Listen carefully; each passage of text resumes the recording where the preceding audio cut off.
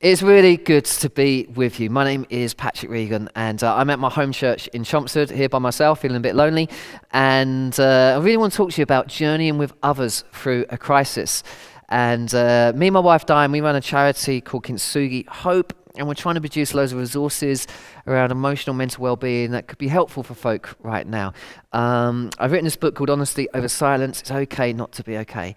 And we also have this journal. I found journaling so beneficial during this time. It's called This Is Me. It's got poems. It's got Bible verses and all sorts of things in it. It's just been so helpful to journal through this time. So you can get those on the Kintsugi shop. All the proceeds go back into Kintsugi Hope. Charities at the moment can't do events, so it's really tough. So there is a big website, I'm sure you're aware, begins with A. If you get it from there, it's great, but we get no money. If you get it from us, then at least we can try and help more people with the proceeds. Now, I wanted to talk to you about the Emmaus Road. The Emmaus Road is one of my favourite stories in the Bible. Luke 24, verse 13 to 25, and I won't read it all out because we've only got limited time. But here we see Jesus, the morning after his resurrection, deciding that he's going to spend the first morning listening to some heartbroken friends.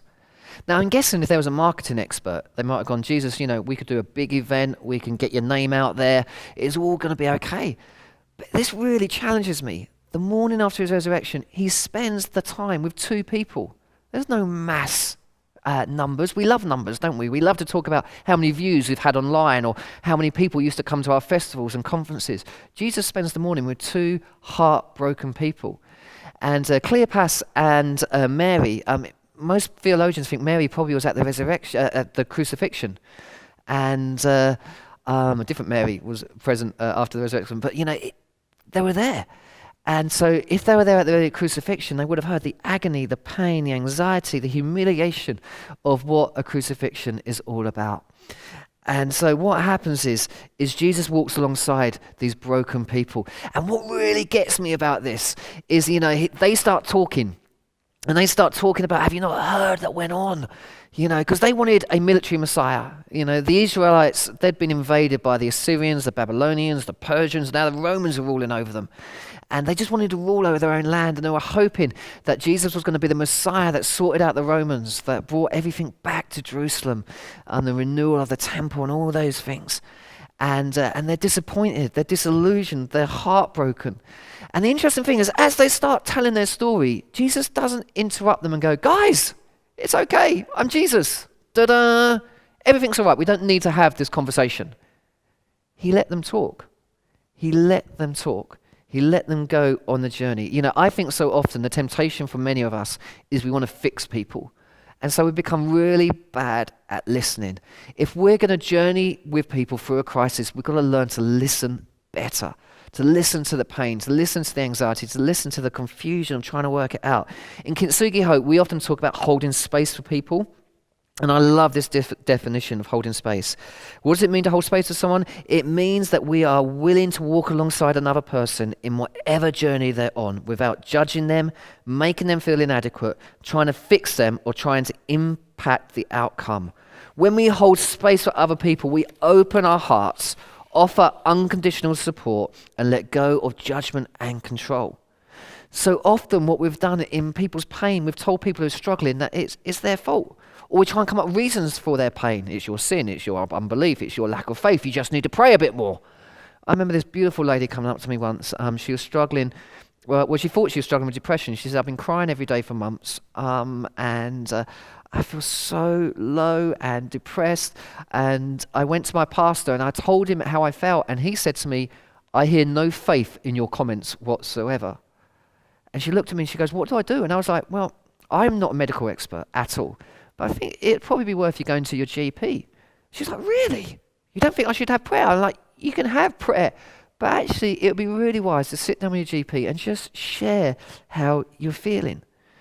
Psalm 107 says this, let the redeemed of the Lord tell their stories. We need to walk alongside.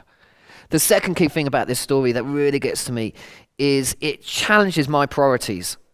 The morning after the resurrection, He walked with these people. They were a peasant couple. They didn't have much status or influence, and he walks alongside them, and he tells them the story. He tells them, he doesn't even butt in and go, "I'm Jesus," after after a bit. He starts telling them that their story is connected with this bigger story, the story of God. He talks about the Old Testament and the prophets, and he talks about that it comes to a climax in the person of Jesus. And they would have known the scriptures. They would have known the verses in Isaiah that talks about the man of sorrows, but they would have never put two and two together, knowing that it was in the person of Jesus that this prophecy becomes true. But by doing that, Jesus is saying, you are significant. You're not forgotten. You're not overlooked. There are so many people in this time of coronavirus that are feeling overlooked. Emotions that are just too hard to bear.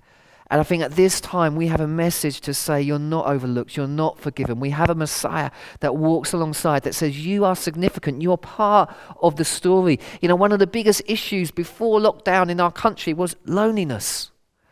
People felt isolated. We need to be people that walk alongside, that have the right values, the right priorities. I think what the coronavirus has done is magnified the inequality that is in our country amongst the poor and the marginalized, and the effect as well it's had on friends from the Black, Asian, ethnic minorities. It's incredible. It's just magnified some of these awful things. And, we've got to respond differently. Our education system, I've got so many friends who are teachers and they're amazing. But I've got a daughter who's got special additional needs and she'll never get an A in any subject, though she seems to get A for effort in everything. And she'll never get 100% attendance certificate because she has hospital appointments and doctor's appointments. And yet we have a culture that just says it's all about the stats, it's all about the performance. I believe that we need to start putting people before programs, learning before statistics, character before charisma, kindness before achievement. We need to start telling people, whatever background, you are included. You are included. I used to speak at a lot of after dinner speeches. And I always used to find it funny because what used to happen is before the dinner, very posh dinner, is people come up to you and they're trying to work out if you've got money or if you have influence. With me, they get neither. No money, no influence, particularly. And then they move on really quickly because they don't want to spend time talking to me after some very, very small canapes. And then they realize I'm the after dinner speaker and they feel a little bit embarrassed, I think. But the reality is Jesus always sought out the people that who often felt the most broken. The third thing about this story is, as you know, they go there and then they get to their destination. And Jesus is actually going to move on at that point. He hasn't revealed who he is yet. He's going to move on. And they say, no, come, stay for a meal. And then Jesus breaks the bread. And then Cleopas recognizes him. I don't know, there's something beautiful about brokenness reveals who Jesus is. And it suddenly makes sense. It suddenly makes sense who Jesus is. And Jesus is someone we can trust. We can trust with our pain. We can trust with the people that we love. It's hard to trust someone that doesn't know anything about suffering, isn't it? Well, we have a God that knows about suffering, that knows about the human experience. He carried our burdens. That's why we can trust him. And in that sense of being together, we can make a difference. We started Kintsugi Hope now about 2 years ago. It came after a real time of brokenness in my life, both with physical challenges and mental health challenges. And I thought about all the sermons that I'd heard, and I'd never heard a decent sermon about mental health. I was told that anxiety was not trusting God enough, and that I needed to pray more and trust God more. And I just felt incredibly lonely and isolated. But I realized that as we were authentic and honest and we share in our common humanity, that's where we become a little bit more human. And so me and Diane, we started this charity, Kintsugi Hope. We did this 12-week program where churches now all over the UK, is utterly incredible, are doing programs on Zoom and on WhatsApp groups and in gardens and just meeting people in their community, in their church, not trying to fix them, but trying to walk alongside them, not trying to say that, I'm the saved one and you're the pagan, is actually sharing some of those things, talking about spirituality, because prayer is how I do cope with anxiety. So I talk about that in our group. We talk about forgiveness, we talk about self-acceptance, we talk about all those things. but we're there to love. We're there to love without an agenda. And so now we've trained up over 300 leaders, I don't know how many churches, running it for young people as well, because our young people, they're calling it the coronavirus generation, where if you're between certain ages, I think up to 20, I think they're saying it's almost like up to 24 years old, teenagers up to 24 years old, there's going to be some real challenges because of what's gone on. Getting to people early, talking to them about the love and compassion of God, walking alongside them, allowing people to tell their stories, being non-judgmental. And when we do that, we do things with people and not just for people. I want to finish by reading this quote from Samuel Wells. I think it's an absolutely brilliant quote, and talks about the power of with and not just for. Samuel Wells says this: being with is not fundamentally about finding solutions. It's about companionship and struggle and distress. Sometimes the obsession with finding solutions can get in the way of forming profound relationships. And sometimes these relationships are more significant than the solutions.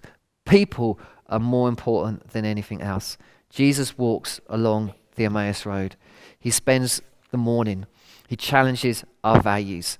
He's revealed in the context of brokenness, that we may too, in our brokenness, go and reveal a Christ that loves and cares for people. May God bless you.